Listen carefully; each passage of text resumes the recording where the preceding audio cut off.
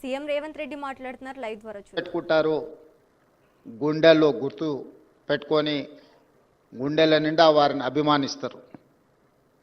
స్వతంత్రం వచ్చి భారత రాజ్యాంగాన్ని రచించుకొని మొట్టమొదటి పార్లమెంట్ ఎన్నికలు ఈ దేశంలో నిర్వహించినప్పుడు ఈ దేశంలోనే అత్యధిక మెజారిటీతోని గెలిచిన గొప్ప నాయకుడు రావి నారాయణ రెడ్డి మొట్టమొదటి ప్రధానమంత్రి పండిట్ జవహర్లాల్ నెహ్రూ గారి కంటే కూడా అత్యధిక మెజారిటీతోని పార్లమెంట్ సభ్యుడిగా ఎన్నిక అయ్యిండు అని అంటే ప్రజలకు వారి పట్ల ఉన్న నమ్మకం, విశ్వాసం, వారు ప్రజల కోసం చేసిన త్యాగానికి, పోరాటానికి గుర్తింపే భారతదేశ మొట్టమొదటి పార్లమెంట్ ఎన్నికల్లో వారికి అత్యధిక మెజారిటీ రావడం.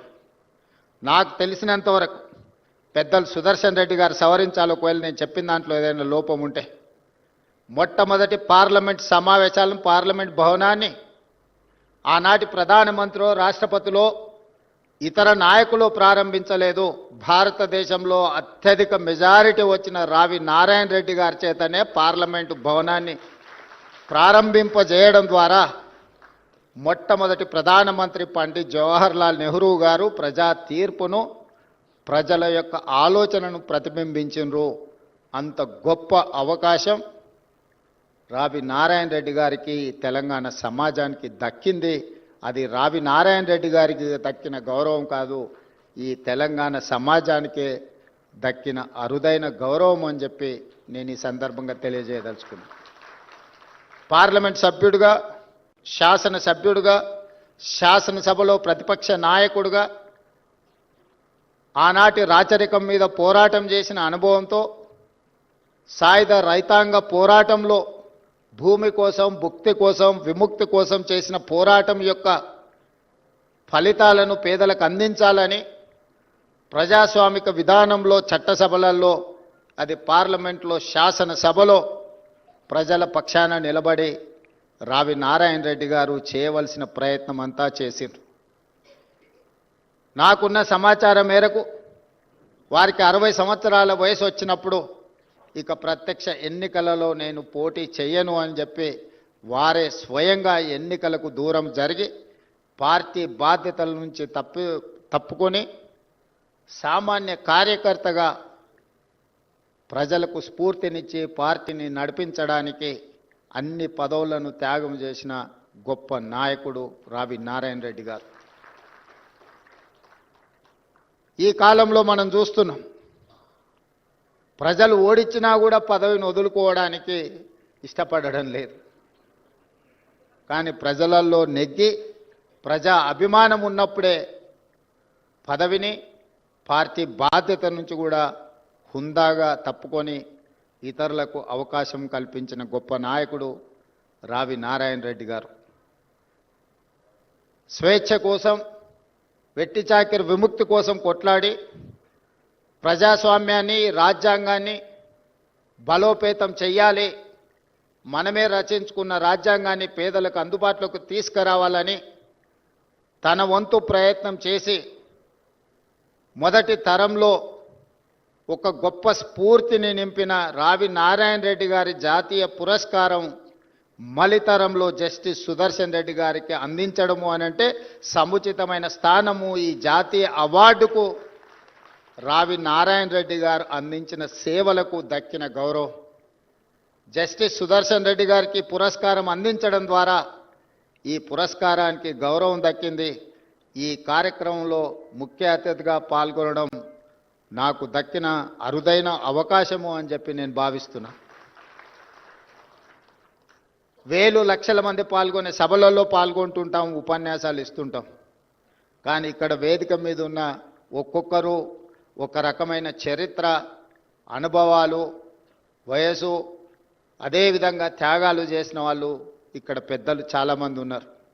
ఇలాంటి వేదికల మీద మాట్లాడేటప్పుడు ఆచితూచి అంచనా వేసి మాట్లాడాల్సిన పరిస్థితులు. జస్టిస్ సుదర్శన్ రెడ్డి గారు నన్ను ఒక మాట అడిగినారు, ఎంత సమయం ఉందని. నేను ముఖ్యమంత్రిగా బాధ్యతలు చేపట్టినాక ఒక నిర్ణయం తీసుకున్నా. నాకంటే చిన్నవాళ్ళు ఉంటే సమయం నేను చెప్పాలి, నాకంటే పెద్దవాళ్ళు ఉంటే వాళ్ళు ఇచ్చిన సమయం అంతా కూర్చోవాలి అని. అందుకే మీరు ఎంతసేపు ఆదేశిస్తే నేను అంతసేపు ఉంటాను. మీరు ఈ సమాజానికి ఇవ్వాల్సిన సందేశాన్ని మీరు ఇవ్వండి. ఎందుకంటే ఈనాడు ఆ స్ఫూర్తి తగ్గుతా పోతా ఉంది. తొలి తరంలో ఒక బూర్గుల రామకృష్ణారావు గారు, పివి నరసింహారావు గారు, రావి నారాయణ రెడ్డి గారు లాంటి వాళ్ళు మనకు స్ఫూర్తినిస్తే, మలితరంలో జైపాల్ రెడ్డి గారు, జస్టిస్ సుదర్శన్ రెడ్డి గారు లాంటి వాళ్ళు మమ్మల్ని ప్రభావితం చేస్తున్నారు.